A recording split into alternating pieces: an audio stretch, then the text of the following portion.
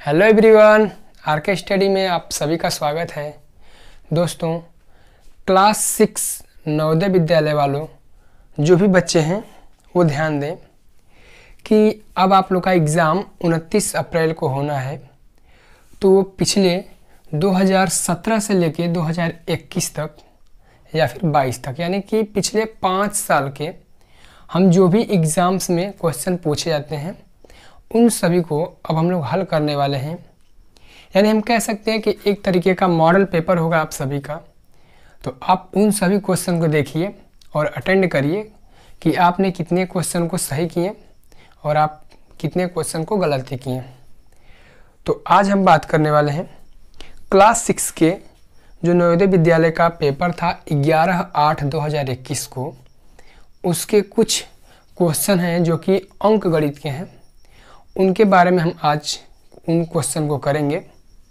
हालांकि जिन बच्चों को नहीं पता है उन्हें हम बता दें कि आपको पेपर में जो है सब्जेक्ट कौन कौन सा होता है, कितने घंटे का पेपर होता है और माइनस मार्किंग होता है या नहीं होता है। तो आप सभी बच्चे जान लें, टोटल क्वेश्चन आपके 80 पूछे जाते हैं, जिसमें से आपके 40 मानसिक योग्यता के होते हैं और 20 आपके अंक गणित के होते हैं और 20 होते हैं आपके भाषा संबंधित भाषा परीक्षण के। यानी टोटल आपके 80 क्वेश्चन होते हैं और आपका जो पूर्णांक होता है 100 नंबर का होता है। यानी हम कह सकते हैं कि ये जो आपके 40 क्वेश्चन होते हैं मानसिक परीक्षण के वो 50 नंबर के होते हैं और जो 20-20 क्वेश्चन होते हैं ये 25-25 नंबर के होते हैं। ऑल ओवर आपके 100 पूर्णांक होते हैं। और अगर हम बात करें समय की, तो समय आपको 2 घंटे दिए जाते हैं और जो बच्चे विकलांग होते हैं या ये दिव्यांग होते हैं उन्हें 30 मिनट और अधिक दिए जाते हैं, यानी कि 2.5 घंटे के पेपर होते हैं।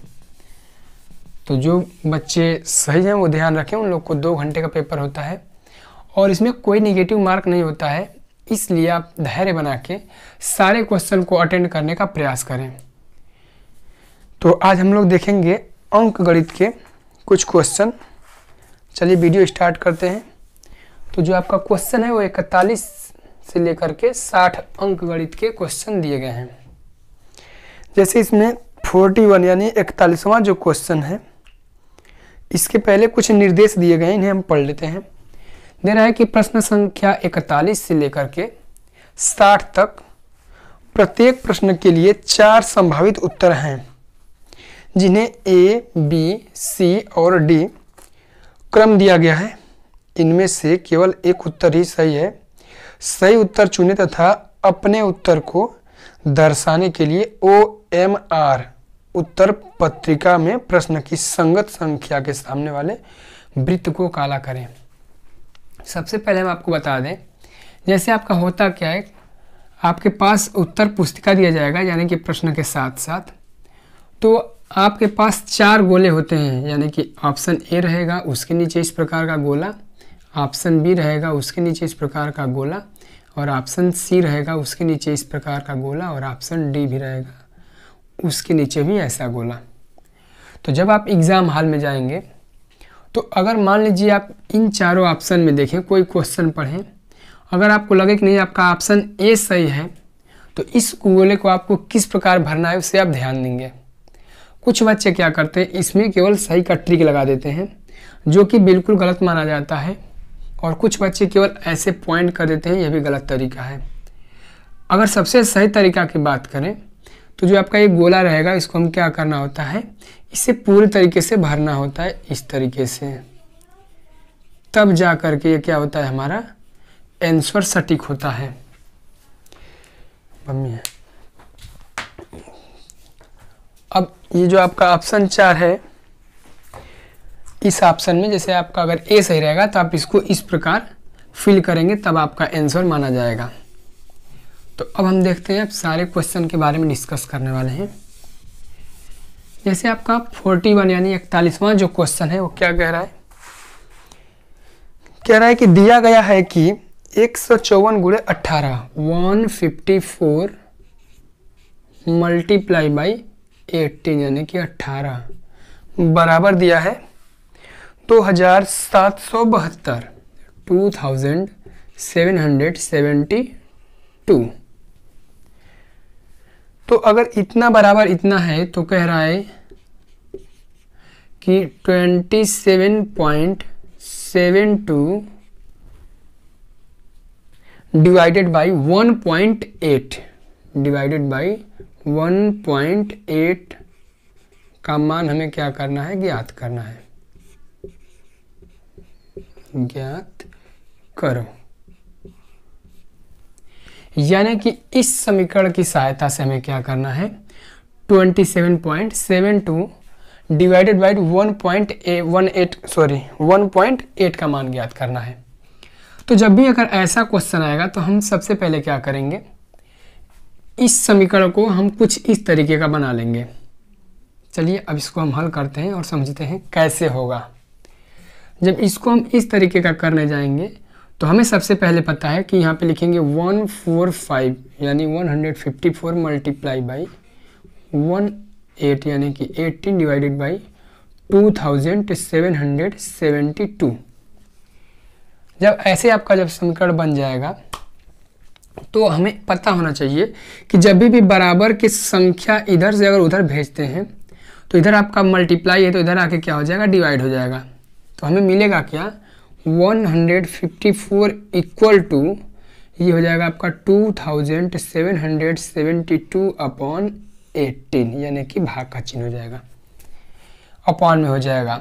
अब हम क्या करेंगे, इसे और जब सॉल्व करेंगे तो हमें किसका मान निकालना है, 27.72 यानी कि 27.72। तो इसे हम क्या कर सकते हैं, 154 इक्वल टू, इसे हमें क्या करना है, 2 अंक आपका दशमलव इधर आया है, यानी इसे हम ये कर सकते हैं कि 27.72 गुणे 100 कर सकते हैं यानी कि 100।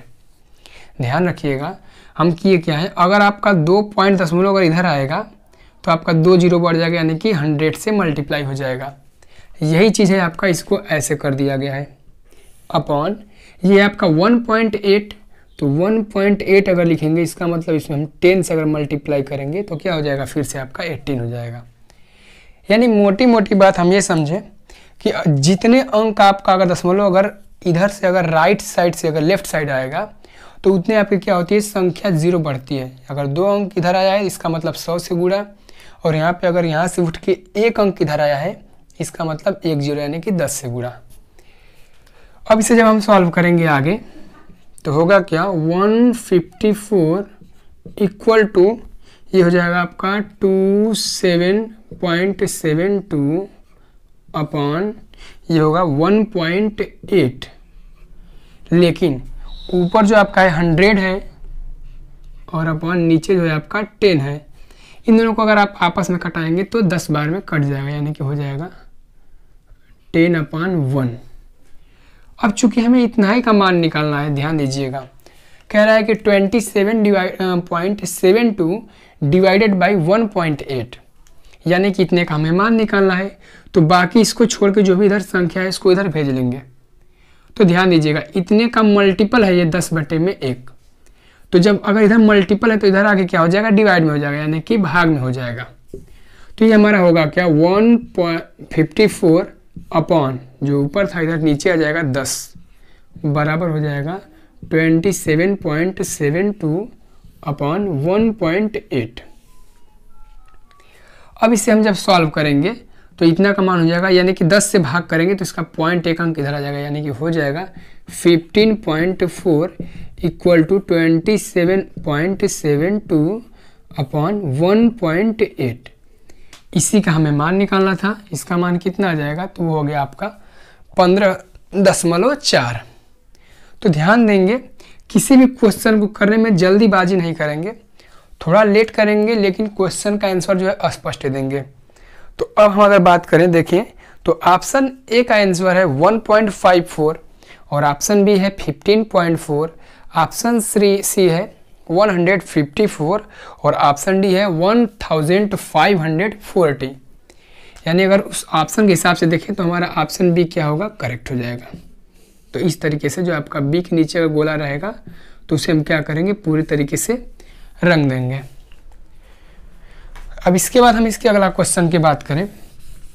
ध्यान दें, जितने भी हम आपको टॉपिक पढ़ाए हैं उन्हीं सिलेबस के अंदर से आपके पेपर में क्वेश्चन पूछे जाते हैं, इसलिए आप पूरा जितना भी अगर आप हमारा क्लास नहीं देखे हैं, HCF, LCM, profit and loss, triangle, जितने भी हैं क्लास, इन सभी को आप देख लेंगे और उसके बाद यदि आप इन सब क्वेश्चन को करेंगे तो आप बिल्कुल सही करेंगे और आपका एग्ज़ाम में भी नंबर अच्छा आएगा।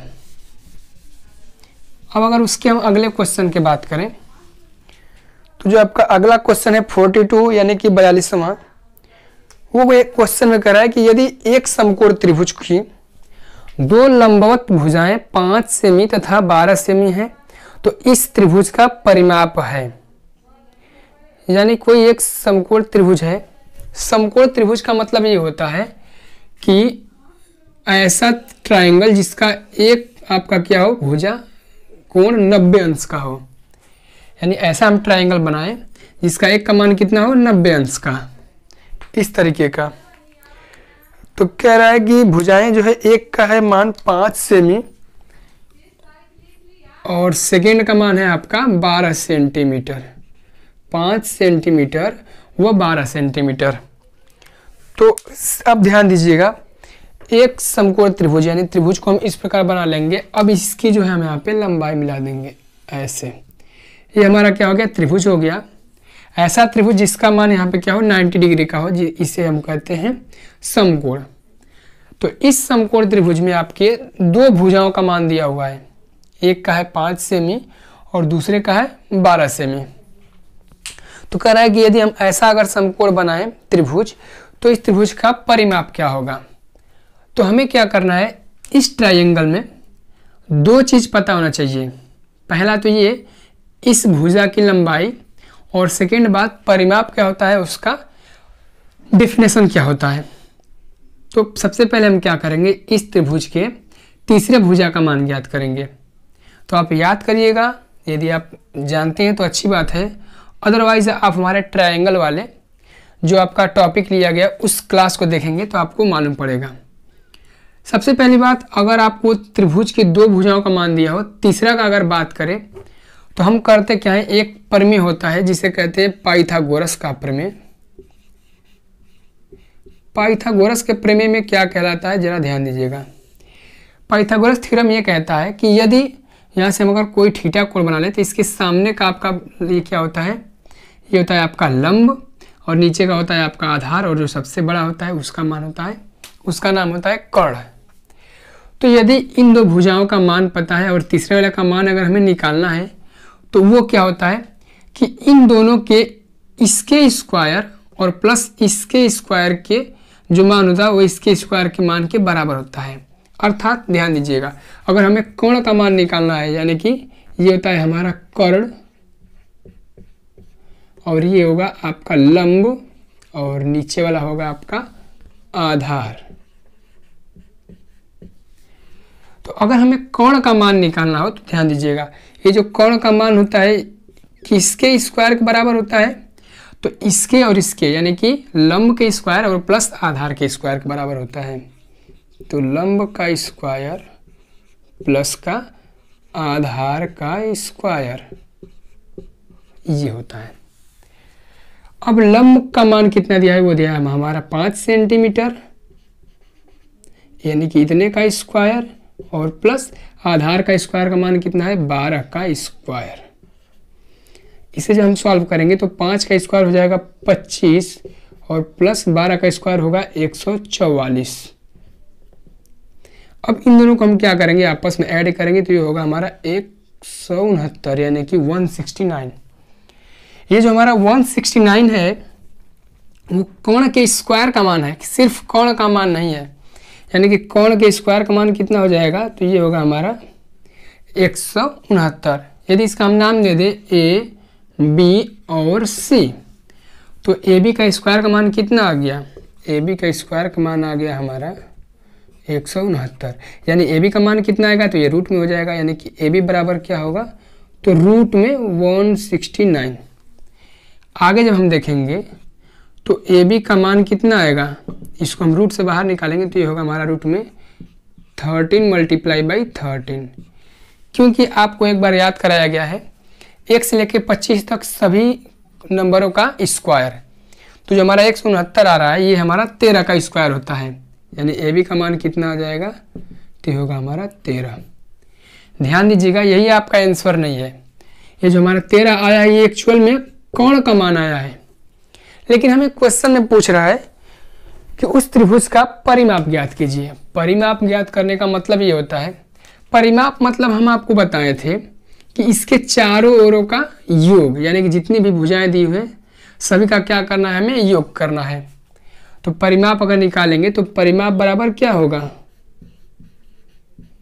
ये हो जाएगा 5 + 12 + 13, अर्थात यदि इसे हम हल करें तो 12 5 17 17 और 13 कितना हो जाएगा, ये हो जाएगा हमारा 30 सेंटीमीटर, यानी ये होगा हमारा आंसर इस त्रिभुज का। तो ऑप्शन जो डी है वो आपका क्या है, 30 सेंटीमीटर है, यही हमारा क्या होगा, इस त्रिभुज का परिमाप होगा। यानी हमें ये समझना होगा कि जो भी त्रिभुज दिया हुआ है समकोण त्रिभुज कैसे बनता है, अगर 2 भुजाएं दिया हुआ है तो तीसरी की लंबाई कैसे निकालते हैं। तो हमें इसमें क्या करना था, 3 चीज़ें पता होनी चाहिए कि यदि समकोण यानी कि ऐसा त्रिभुज बनाए जिसका एक कितना हो 90 अंश का कोण बने, इस प्रकार बना देंगे। फिर कह रहा है कि 2 का लंबाई दिया हुआ है, एक का 5 एक का 12। कभी ऐसा ना सोचिएगा कि यहाँ पे जो है 5 लंब लिखा गया है और आधार 12, ऐसा नहीं है। आप इसे चाहें तो चेंज भी कर सकते हैं, 12 को लंब मान सकते हैं और 5 को आधार, इन दोनों को आपस में कहीं रख सकते हैं। जो आपका तीसरा है इसे कर्ण कहते हैं। तो जो कर्ण का मान कैसे निकाला गया है आपको पता है कि पाइथागोरस का जो थ्योरम होता है, जो कर्ण का स्क्वायर होता है वो लंब के स्क्वायर प्लस आधार के स्क्वायर के बराबर होता है। तो इसका हम जब मान निकालेंगे तो 169 आ जाएगा, और ये कर्ण के स्क्वायर का मान है, चूँकि हमें पता है कि 169 जो है ये 13 का स्क्वायर होता है, अर्थात कर्ण का मान कितना हो जाएगा, 13 हो जाएगा। अब जब परिमाप की बात करते हैं तो परिमाप मतलब ये होता है कि तीनों भुजाओं का योग। तो हमने क्या किया, लास्ट में तीनों भुजाओं का योग कर लिया, ये कि क्या हो गया, 30 सेंटीमीटर आ गया। अब इसके आगे कुछ क्वेश्चन हैं जो कि नॉर्मल है, तो सभी क्वेश्चन को ध्यान से देखते जाना है, समझते जाना है, ताकि आने वाले समय में आप एग्जाम में अच्छा कर सकें।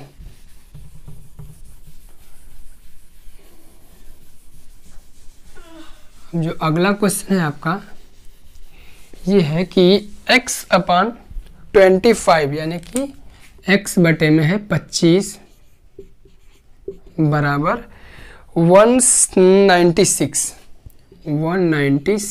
अपॉन है x। ध्यान दीजिए ऐसे क्वेश्चन ज़्यादा पूछे जाते हैं। जब भी अगर ऐसा देगा तो आपसे पूछेगा कि x का वैल्यू बताइए, x का मान एक्चुअल में कितना होगा। तो जब भी अगर ऐसा क्वेश्चन आए सबसे पहले क्या करते हैं, जितने आपके अचर पद होते हैं उनको एक साइड रखते हैं और जो चर पद होते हैं उन्हें हम एक साइड करते हैं। तो चर पद मतलब वे संख्याएं जो x, y, z या फिर अल्फ़ाबेट यानी कि ABC हो, और अचर पद यानी कि ऐसा मान जो कभी नहीं बदलता है। जैसे 25 हमारा क्या है, एक्चुअल मान है, x की जगह पे हम y, z कुछ भी लिख सकते हैं। तो हमें क्या करना है, जितने भी x वाले पद हैं उनको एक साइड कर लेंगे। तो इस जब समीकरण को हम सॉल्व करेंगे तो x/25 इक्वल टू 196/x है। तो जो हमारा बराबर है, जब भी बराबर के अगर इधर से संख्या इधर भेजेंगे यानी कि राइट साइड से अगर लेफ्ट साइड भेजेंगे तो ये आपका बट्टे में यानी कि डिवाइड में है, तो इधर आके आपका क्या हो जाएगा, मल्टीप्लाई होगा।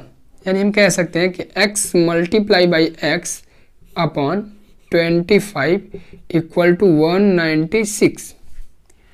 अब क्या करेंगे, ये जो 25 है अभी आपका डिवाइड में है, तो अगर इसे हम इधर भेजेंगे तो क्या होगा, यहाँ पे आके मल्टीप्लाई हो जाएगा। यानी ये हो जाएगा हमारा x × x का मतलब x का स्क्वायर। क्योंकि आपको पता है कि जितनी अगर संख्या होती है क्या होता है, उतने घात लग जाते हैं। तो x का गुणा x यानी x का 8 है 2 है, तो x का हम क्या किए, स्क्वायर कर दिए, और जो आपका 25 इधर से आके इधर आ जाएगा, मल्टीप्लाई हो जाएगा, यानी 196 × 25। अब हमें आपको पता होना चाहिए कि चूंकि ये x स्क्वायर का मान है, तो अब इन दोनों को क्या करें, हम स्क्वायर को रूप में तोड़ दें। तो अगर आपको पता है कि स्क्वायर ये कितने कितने के स्क्वायर हैं तो आप कर सकते हैं, अदरवाइज हम बताते हैं आपको। जो 196 है ये होता है आपका 14 का स्क्वायर यानी कि 14 का स्क्वायर, और गुणे ये जो 25 है ये आपका होता है 5 का स्क्वायर। अब चूंकि आपको बताया जाता है नियम में कि जब सबके अगर घात बराबर होते हैं तो उसके क्या होते हैं, जो आधार होते हैं वो भी सेम होते हैं। यानी यहाँ से अगर हम देखें तो x बराबर क्या मिल जाएगा, 14 गुणे 5, यानी x का मान कितना हो जाएगा, ये हो जाएगा आपका 70। इस प्रकार अगर हम चाहें तो इसे चेक भी कर सकते हैं। यहाँ पे 70 रख देंगे बटे में 25, और यहाँ पे 196 बटे में फिर x की जब 70, इसे हम सॉल्व करेंगे तो क्या हो जाएगा, कट जाएगा। 14 से 5 से कटाते हैं तो 5 एकमा 5, 5 चौको 20, 5 से कटाएंगे तो 5 5 25। इधर कटाएंगे हम कितने से, 5 से नहीं कटाएंगे, इसे कटाते हैं हम 14 से, क्योंकि ये 14 का स्क्वायर है और बटे में इसे 14 से कटाएंगे तो 5 बार में। देखिए दोनों ओर का आपका सेम आ गया, इसका मतलब x का मान आपका सही है। तो चाहे तो उसे हम रख के चेक कर सकते हैं या फिर हम इस प्रकार सॉल्व कर सकते हैं। तो हमने आज के क्लास में फिलहाल 41 से लेकर 43 तक क्वेश्चन देख लिए। एक दो और क्वेश्चन करेंगे, उसके बाद नेक्स्ट डे हम करेंगे ताकि वीडियो ज़्यादा बड़ा ना हो और आप भी आसानी से क्वेश्चन को समझ सकें। हमेशा ये ध्यान देना चाहिए कि आप दिन भर में एक ही क्वेश्चन को करें लेकिन बिल्कुल बेसिक से समझते चलें। ये आपका आज का लास्ट क्वेश्चन होगा। कह रहा है कि एक धनराशि 16 वर्ष में, जो धनराशि है वो क्या है, 16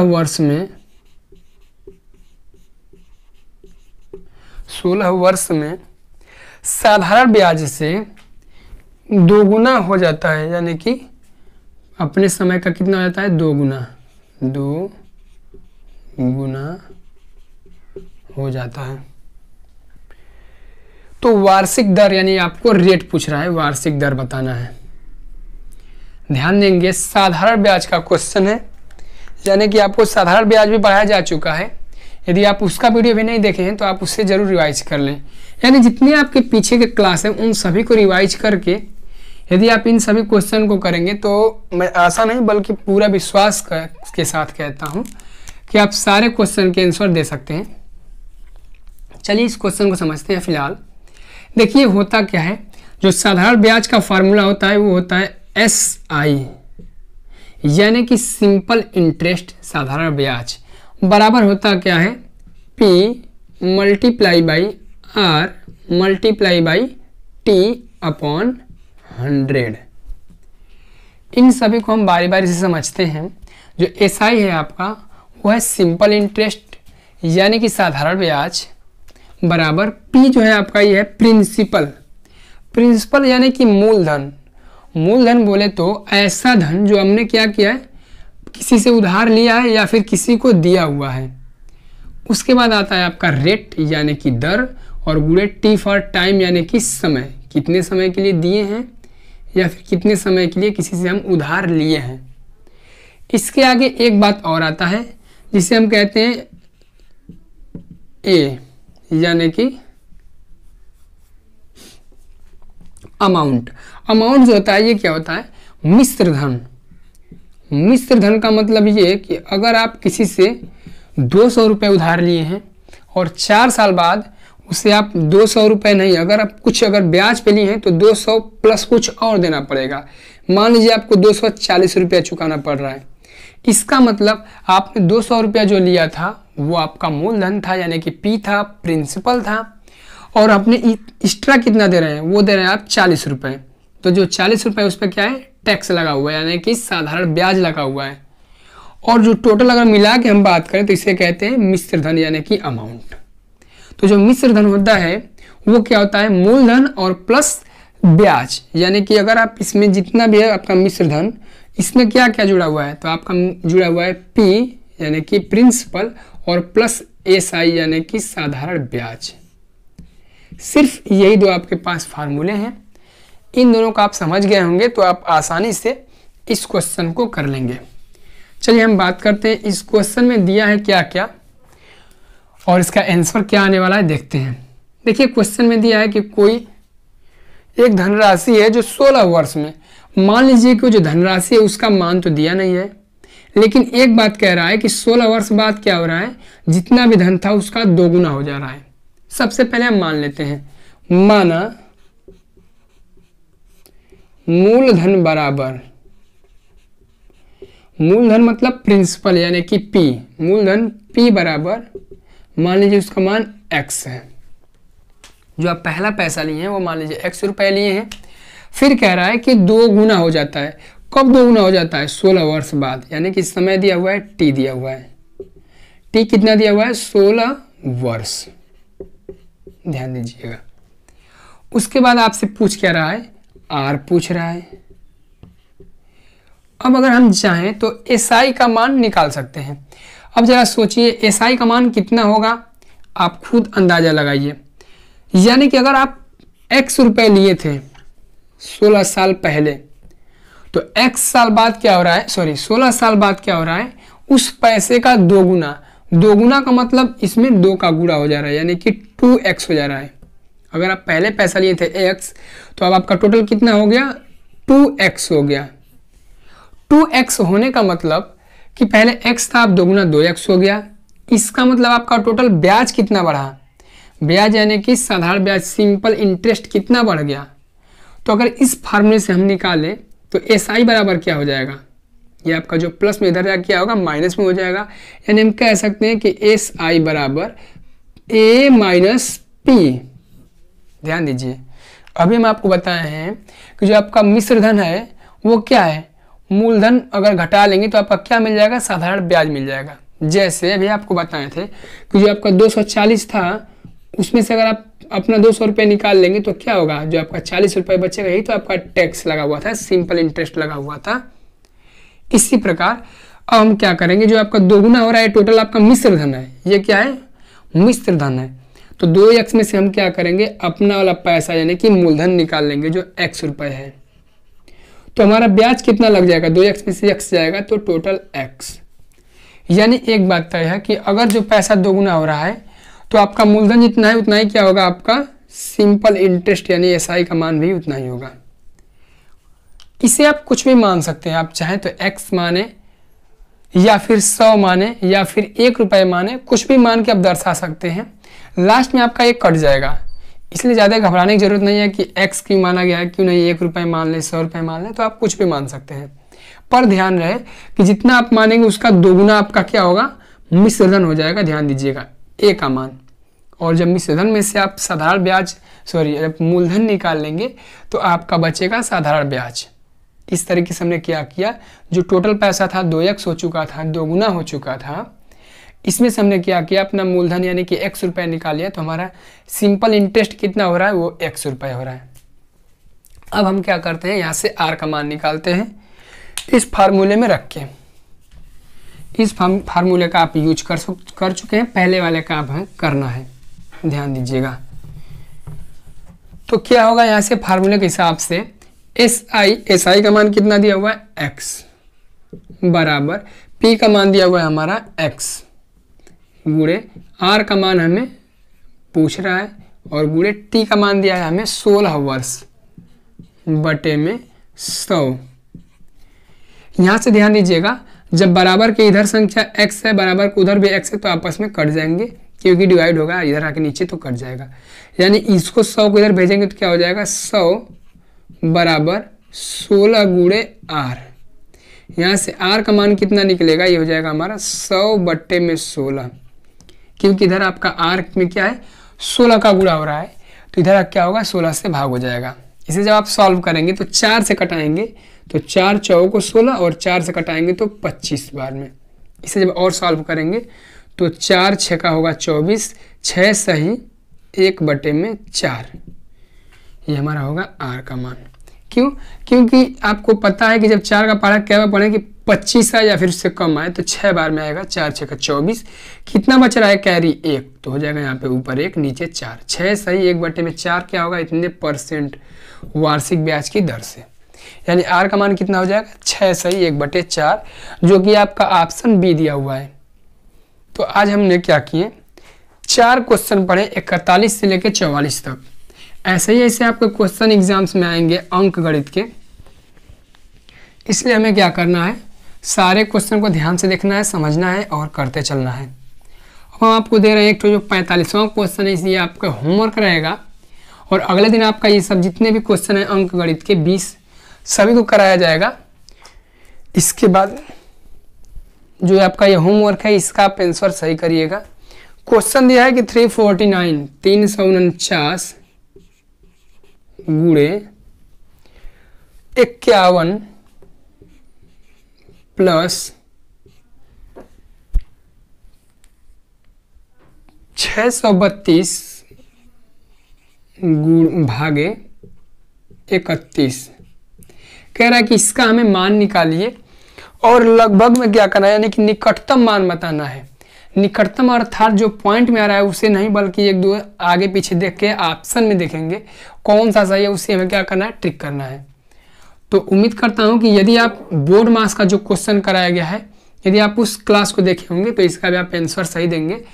आपके पास ऑप्शन 4 दिए हुए हैं। पहला आपका ऑप्शन है 17,522 और ऑप्शन बी है 17,520 और ऑप्शन सी है 17,821 और ऑप्शन डी है 17,521। इन चारों में से जो भी आपका ऑप्शन है उसे टिक करिएगा। फिर मिलेंगे नेक्स्ट वीडियो में, तब तक के लिए आप सभी को ऑल द बेस्ट।